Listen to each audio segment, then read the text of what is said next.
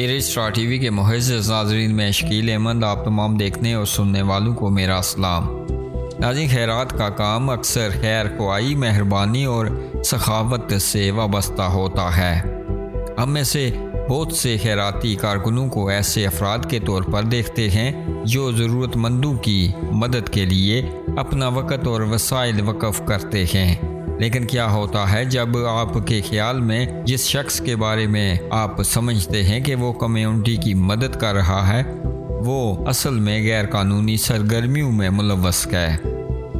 ناظرین، ایسی ایک خبر بریڈ فورڈ سے تعلق رکھنے والے 37 سالہ فیض رحمان کی ہے، جو خود کو خیراتی کارکن ظاہر کرتا تھا لیکن دراصل منشیات کا سرگنا تھا۔ رحمان کو حال ہی میں کوکین، ہیروئن اور بنگ سمیت 4 ملین پاؤنڈ سے زائد مالیت کی منشیات کی فروخت میں سہولت فراہم کرنے پر 15 سال قید کی سزا سنائی گئی تھی۔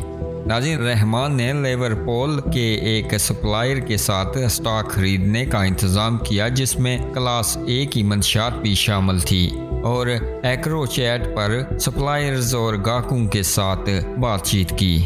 ایک خفیہ ٹیلی فون اور پیغام رسانی کا نظام جو نیشنل کرائم ایجنسی کی طرف سے جرائم پیشہ افراد کے لیے ڈیزائن اور استعمال کیا جانے والا مجرمانہ طور پر وقف محفوظ مواصلاتی پلیٹ فارم ہے۔ خیراتی کارکن ہونے کا دعویٰ کرنے کے باوجود رحمان نے ایک پرتعیش طرز زندگی بسر کی، جس میں دبئی رولیکس گھڑیاں اور تیز رفتار کاریں شامل تھیں۔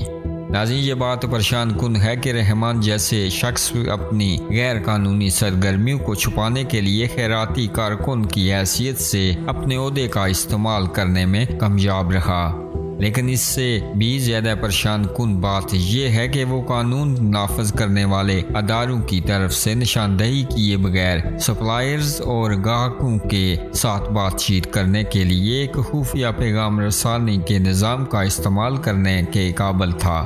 اس سے مجرموں کی جانب سے اس طرح کے پلیٹ فارمز کے استعمال کا مقابلہ کرنے کے لیے بہتر ٹیکنالوجی اور وسائل کی ضرورت ہے۔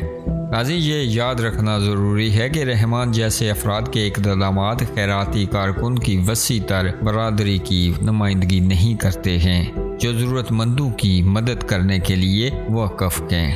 ناظرین، اس ویڈیو کے حوالے سے آپ اپنی رائے کا اظہار نیچے کمنٹ باکس میں ضرور کیجیے گا، اور مزید ایسی ویڈیوز کے لیے ہمارے چینل کو سبسکرائب کیجیے گا۔